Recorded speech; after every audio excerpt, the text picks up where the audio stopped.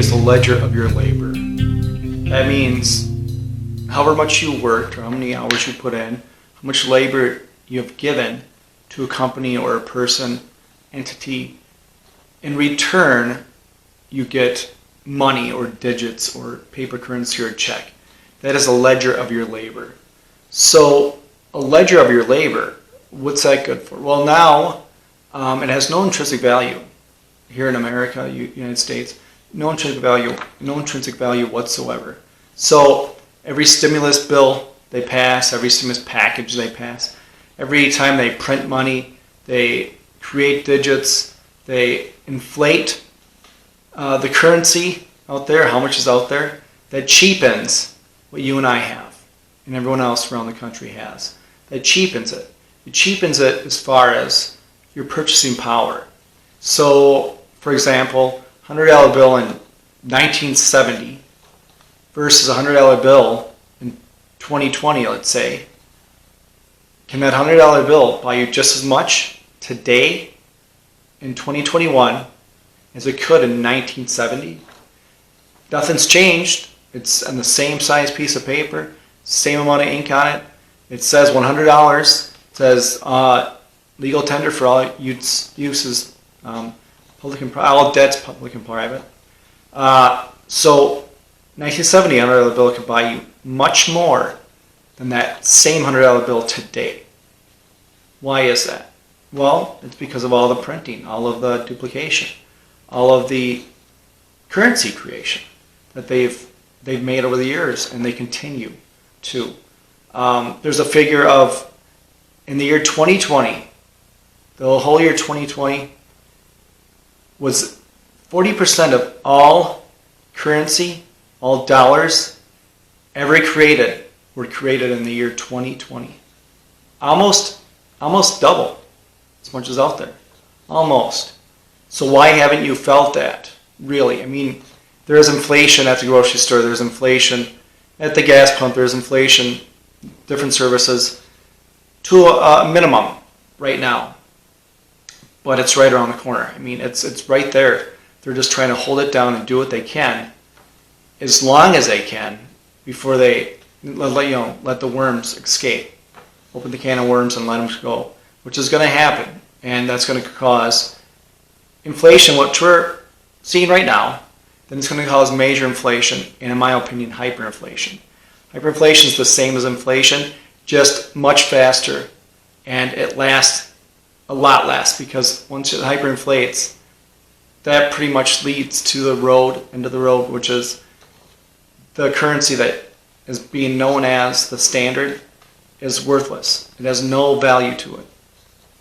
And the value that it may have, there's nothing.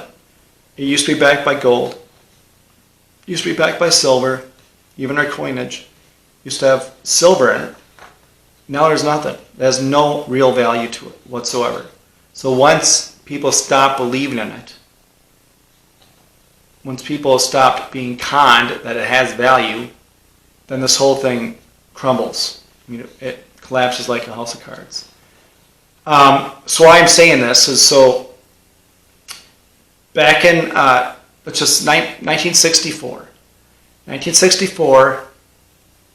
and earlier, all coinage out there, American coinage, United States coinage, all coinage out there was 90% silver. So that means your quarters, I mean even your half dollars, your dollar, coins back then, and your dimes, all were 90% silver. Now, from 1965 and on, there's nothing of value in there at all, really. The only value it has is what people will accept it for. They'll say, I'll give you this and you give me this much in currency. That's the only reason it has any sort of value whatsoever. But in 1964 and prior, it had real intrinsic value. Real intrinsic value means that it has value not just that people believe it has actually real value. So that's silver, 90%, like I said. So 1964, the minimum wage was $1.25 an hour. Okay?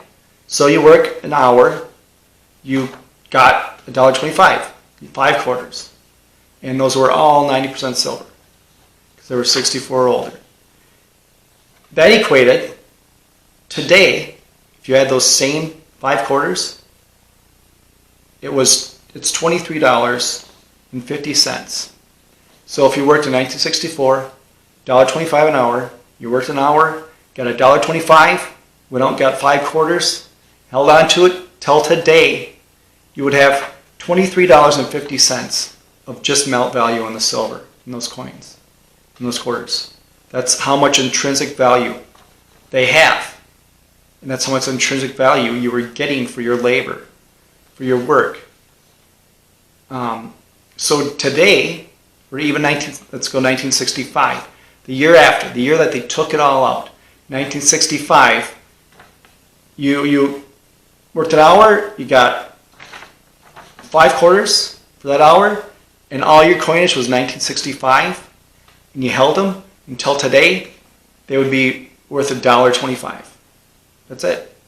They'd be worth the value of them. You could go buy something at the grocery store. Not even probably a candy bar at the gas station. Maybe a candy bar on sale at the gas station. Like 1964, you worked an hour, you got 5 quarters because it was $1.25 an hour. You held those quarters to today, it's $23.50 in just silver value, just the melt value of silver. That's a big difference. So what happened is they took us off the gold standard. They took all of the silver out of the coinage. So now, since then, since Nixon took us off the gold standard in 1971, August 15th, 1971, there's been no backing. Everything that you and I have worked for, everything our labor we got paid in return for our labor is worth nothing. It's not worth anything. And that house of cards is going to fall. I'm just saying this. It's so as a ledger that you work and you keep track. You worked 40 hours last week for someone, and because of that, they pay you in currency. So what does that do? You can use it to buy goods and services right now because it still has some sort of people hold value on it, even though it's losing it every day, every week. People still value that, still see it has some sort of value because it hasn't come down and crumbled yet. But so you work 40 hours, you got that much to show for it. Well, I worked 40 hours last week, what do you got to show for it? I have this much currency, I have this much money, they call it, because that's what I worked. That's a ledger of my labor. Because I worked this much, this is my ledger. This is proof that I did that, and with my proof, I can go out and buy what I need to survive. Goods and services. I can go out and buy food, water, shelter. I can pay for rent. I can pay for, entertainment. Pay for anything I want or need. Because they keep printing more and more and creating more and more. So pretty soon, the reason that a $100 bill in 1970 could buy so much more than it can today in 2021 is because they've weakened it. They've taken the purchasing power out of it, and they continue to do that. Pretty soon, it's going to be worth nothing, like I said, because it has no intrinsic value. So what I've done, and I've tried to, convince people of doing or talk to people about doing, is I view it as once you get this currency, this cash, your check, your, the ledger of your labor, because that has no intrinsic value, I view it as I'm selling all this junk currency, all this junk stuff I have, and I'm purchasing stuff that has real intrinsic value, that has something real, that's not going to lose value over time, not going to lose purchasing power over time. Gold, silver, land, that kind of stuff, even food. If you can somehow get food that lasts, get seeds, learn a trade, maybe you're working on stuff for gardening or farming, all that stuff makes sense. If you want to get some livestock somehow, a sheep, if you got a little bit of property, or a goat, that would be something with real intrinsic value and something that's not going to lose value over time. And whether the time span is minimal or large, right now we're at the end. Right now we're here. Once that switch is hit, once that first card drops, all the cards are going to collapse. Once that last snowflake hits that mountain and causes that avalanche, then there's no going back. There's no putting that snow back on the mountain. There's no undoing it. And that's what's going to happen. We're right here. So I'm just saying this. I know I've said this a bunch before, but I always say now is the time, but now is the time. There is no other time. There's not going to be another time. I'm just trying to get it out there to say, I'm not telling you what to do. I'm just trying to say, look into this and do what you got to do. Do what's best for you and your family. I know a year and a half ago, I mentioned on a video that what I felt was possibly coming was vaccine passports. All right? And the people around me thought, oh, you're that's crazy talk. There's no way that's going to happen. There's no way people are going to stand for that.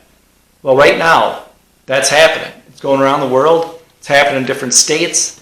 They're wanting to push it as far as they can.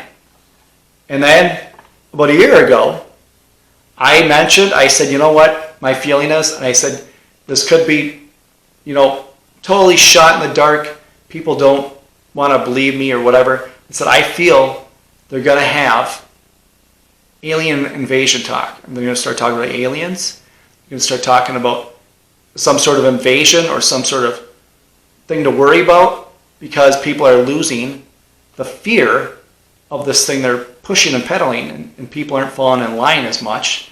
People aren't listening as much as they want them to. They're not accepting this house arrest stuff anymore. They're starting to do what they feel they need to do for themselves and their family. So because of that, they got to make some other thing up. They got to figure out something else. And I said, I feel it's going to be aliens. Well, like a month ago or so, that was all the talk that they start talking about in mainstream media was aliens. That, there's been talk from, different entities of the government saying that they've spotted this and that, and they've seen this for the last 40 years. They're just getting it out there. They're just throwing stuff out there, throwing people bones, just so they're used to it when it really starts. Just so that it's not a huge shock when they really start this whole flake of snow that hits the top of the mountain to cause the avalanche. The only way people are really going to listen to everything and all this crazy stuff that's being pushed and all these freedoms that are trying to be taken away from us is that people are scared. Best way to control people is scare them and scare them to death. That's the way you control people, because then people are like, well, I don't know what to do. I'm worried, I'm scared, tell me what to do, or come save me, come fix this for me. I'm just saying. And the money is not a scare tactic at all. It's a real deal. But my feeling is they're throwing all these other scare tactics out there to try to say, hey, look at my left hand while you can't see what my right hand's doing. And also, because what they're doing over here, they're starting to put programs in where it's going to be easier to control the population.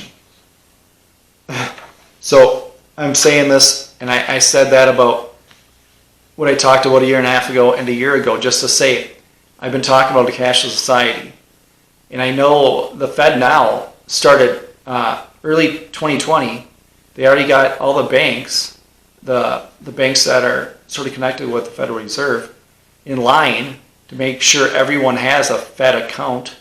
Every one of their customers has a Fed account ready and available. You don't know about it. They didn't let everyone know, but they're just getting all the parts and pieces in there in place. As soon as they go to execute, everyone's going to be overwhelmed, and then they're going to have scare tactics on top of it, whether it's a scare tactic of aliens, scare tactic of famine. Famine's happening too. It's going to be not famine itself, but yes, I feel there's going to be some sort of run at it. And there's going to be some sort of push There's going to be a lot of suffering of society through regulations and famine and scare tactics to try to get people to do what they wish them to do. I don't know what else to say about this other than you got to do what's best for yourself and your family. And the person who always gets stuck, the person who always misses out, the person who always loses, is the person who sits idly by and waits for everyone else to do it. Someone's going to be first, someone's going to be second, third, fourth, fifth, sixth, and seventh, and so on. Don't be last. The people towards the end, or even halfway, mid, they're the people that start losing out and really start suffering. So I'm just saying this to say, I'm just concerned for everyone, concerned for the citizens, and you got to do what you got to do for yourself and your family. Hit the like button if you like this, subscribe. Thanks for watching. As always, stay vigilant, protect yourself, protect your family, protect your health, and protect your wealth.